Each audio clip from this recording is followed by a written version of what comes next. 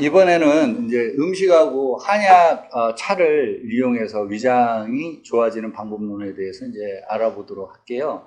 우리가 흔히 아는 그 양배추 아시죠? 양배추는 워낙 다 아시니까 양배추가 좋은 원인에 대해서 말씀드리자면은 양배추는 비타민 U라는 그 세포를 빨리 재생해주는 효과가 있는 성분이 있어요. 그래서 점막을 재생시켜주고 염증을 제거해줌으로 인해서 위궤양에 굉장히 효과가 있다라는 게 이제 양배추의 기능인데, 이거를 스탠포드 대학에서 어떤 연구를 했었냐면 65명이면 꽤 많은 숫자죠. 이 사람한테 양배추 생즙을, 왜 생즙을 줬냐면 양배추는 열에 그 비타민 U가 잘 약하기 때문에 생즙을 하루에 950cc 정도를 3주간 섭취를 시켰더니 62명이 위궤양의 완치, 3명은 호전, 뭐 이런 정도로 결과가 나왔어요.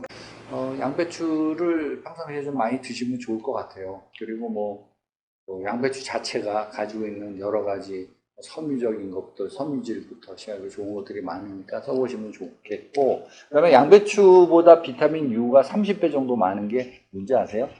파래라는 거 아시죠? 파래가 양배추의 효능이 이 정도로 좋은데 양배추의 30배가 파래래요. 그래서 이제 파래 드시는 것도 저는 괜찮다라고 생각을 합니다. 그 다음에 우리가 그 과일 중에서 소화 효소에 굉장히 도움이 되는 게 뭐냐면 파파야라는 그 열대 과일 아시잖아요. 파파야가 굉장히 좋아요.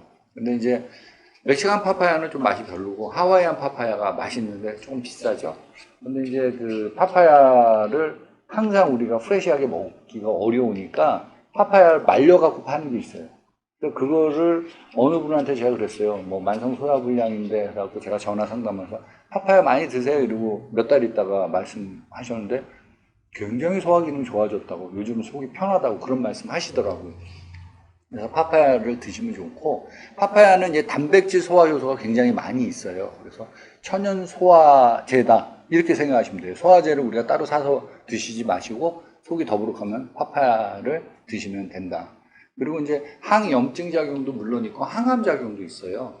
이제 파파야는 이제 성질이 약간 차가워요. 그러니까 냉체질의 사람보다는 약간 열체질의 사람들이 이제 드시고, 냉체질인 분이 파파야를 많이 드시면 이제 복통설사를 유발할 수 있으니까 그거는 조금 주의하실 필요가 있겠어요.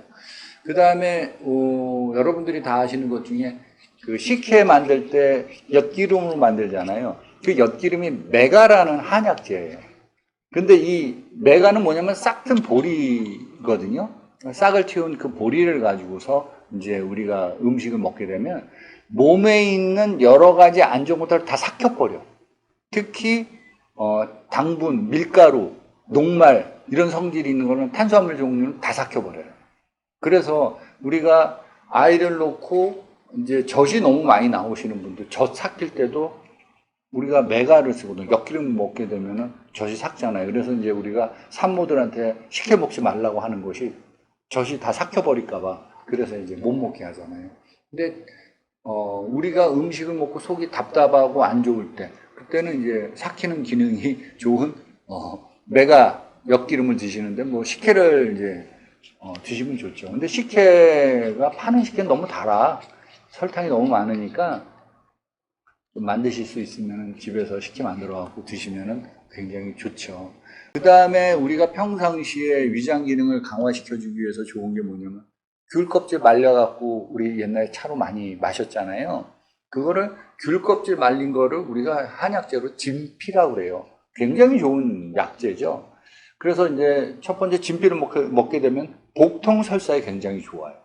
구역질 나고 가슴 답답하고 미식거리고 이럴 때 기침에도 좋고 가슴 두근거리고, 그래서 이 가슴 흉중에 막혀 있거나 소화가 안 될 때는 진피라는 약재를 쓰거든요.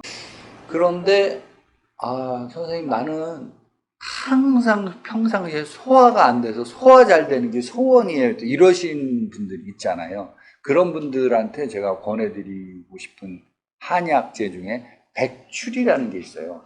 이 백출이 사군자탕이라고 남자들의 그 보약, 사군자탕, 사물탕 뭐 이게 쓰잖아요. 그래서 군자들한테 쓰는 뭐 인삼이 들어가고 이런 데에 쓰는 약재에 백출이 들어갑니다. 그래서 비위를 보하고 기운을 올려줘요. 그래서 몸이 허할 때 쓰는 약이면서 비위를 좋게 해주면서 동시에 임산부는요, 백출을 먹게 되면 아이를 순산하게 해준다. 안퇴시켜주면서 순산하게 해준다. 이라고. 백출이 굉장히 좋은 약재예요. 그래서 건조상에 가셔갖고 백출 사셔갖고요, 좀 끓여갖고 하루에 한 5g 정도 그렇게 해갖고 티로 해서 들어보시면은 소화 안 된다라는 말씀은 없어지실 겁니다. 한번 들어보시고, 그 다음 또 좋은 그 한약재 중에 뭐가 있냐면 산사라는 게 있어요. 산사가 뭐냐면 돌배라고 그래갖고 산에서 나오는 조그만한 그 배예요, 배. 배인데 너무 시큼해갖고 과일을 먹기는 좀 안 좋지만, 근데 이제 그 산사라는 그 돌배가 사실은 이제 이질균, 대장균균을 죽여요. 그래서 설사복통에 굉장히 도움이 될 뿐만 아니라 지방을 잘 분해해. 그래서 이것도 돌배잖아, 배잖아. 그러니까 배 종류는 지방을 잘 분해를 시켜요. 그래서 이 산사 같은 경우는 지방 분해시켜주는 능력이 드라마틱해. 그래서 지방 소화도 잘 시킬 뿐만 아니라 몸 안에 끼어있는 기름기를 쫙 빼. 그러니까 콜레스테롤과 중성지방을 없애주는데 산사가 좋아요. 그래서 가끔 가다가 환자분들이 그래. 저 콜레스테롤이 높은데 콜레스테롤 좀 낮춰주세요 하면 제가 산사를 왕창 집어 넣어드려요. 그러면 어떻게 돼요? 콜레스테롤 떨어지죠. 중성지방 없어지죠. 그러면 혈압이 떨어지겠어, 안 떨어지겠어? 떨어져요. 혈압 떨어진다고. 이게 산사가 그만큼 좋아요. 혈압 떨어지고 콜레스테롤 없어지고 하면은 심장 기능이 좋아지겠어요, 안 좋아져요? 심장 기능 좋아지죠. 그래서 우리가 배 종류는 지방 분해를 잘 시킨다. 그래서 고깃집에서 배를 후식으로 나온다라는 거를 이제 말씀드리고 싶고, 그 다음에 뭐 홍쌍리 그 매실 아주머님 나오잖아요. 거기 그 매실이도 한동안 엄청나게 붐이 있었고 이 동네에서도 뭐 매실도 담그고 그러는데 매실이 정말 좋죠. 거기에 있는 유기산이 소화 기능에 도움이 되죠. 해독 작용이 있죠. 식중독에도 좋죠. 여러 가지로 다 좋아. 근데 매실차 좋다고 매실 효소를 갖다가 아예 달고 사는 사람이 있는데 그렇게 계속 먹으면 당뇨병 생겨요. 너무 당분이 많으니까 설탕으로 우려낸 거니까 좋으면은 그냥 그 매실 효소 같은 경우에는 적당하게만 드셔요. 다른 거는 뭐 이렇게 설탕이 많이 들어가 있지 않지만 이거는 좀 문제가 될 수 있으니까 그렇게 하시면 되고, 그 다음에 고깃집에 가면은 마지막에 우리가 후식으로 주는 것 중에서 하나가 뭐냐면 누룽지 주는 거 아시죠? 누룽지. 누룽지가 굉장히 좋은 소화제인 거 아세요? 몸에도 좋지만 소화제야. 우리가 모카토금수라고 그래갖고 이제 나무가 불을 일으키고 불이 타면은 재가 돼서 토가 된다라는 게 이제 오행이 돌아가는 이제 섭리예요. 그 중에서 오랫동안 불을 떼잖아요. 그러면 이 오랫동안 불 떼는 것 때문에 토화작용, 토처럼 변하는 거야. 흙처럼, 진흙처럼 가는 흙으로 변하는 거야. 그런데 우리가 먹는 소화라는 게 뭐냐면 음식이요. 들어가갖고 뭘로 변하는 과정이겠어요? 똥으로 변하는 과정이 소화야. 그죠? 그러니까 이 토화작용이 일어나는 이 과정이 불을 오래 땡해서 토화작용이 일어난 것들은 소화가 굉장히 잘 돼요. 그래서 밥할 때 불 떼죠. 그 누룽지를 갖고 또 불을 떼죠. 그래가지고 그거를 갖다가 그거는 어떻게 돼요? 끓여야지 또 누룽지밥이 맛있잖아. 그러면서 녹말의 분해 과정 중에 뭐가 생기냐면 덱스트린이라는 성분이 생겼는데 그게 굉장히 소화에 돕는 소화제래요. 근데 이제 우리는 그 덱스트린이라는 성분이 있는지는 몰라. 하지만 오래 끓인 것들은 뭐다? 소화가 잘 된다요. 근데 이제 당뇨가 있으신 분은 이제 그 누룽지 너무 많이 드시면 안 되겠지만 당뇨가 없으신 분들은요 누룽지 드시면 그 굉장히 좋은 소화제니까 드시면 좋죠. 그래서 이런 토화작용이 일어난 대표적인 음식 중에 하나가 또 뭐냐면 설렁탕 아시죠? 설렁탕이나 곰탕 같은 거 그런 것들이 어떻게 돼요? 설렁탕 드시면 배가 금방 꺼져요. 아세요? 왜냐하면 토화작용이 이미 일어났잖아요. 72시간씩 끓여대니까 이미 토화작용이 일어난 거죠. 그리고 토화작용이 일어나가지고 이미 똥처럼 변해갖고 발효된 게 뭐예요? 우리 음식. 청국장 된장이야.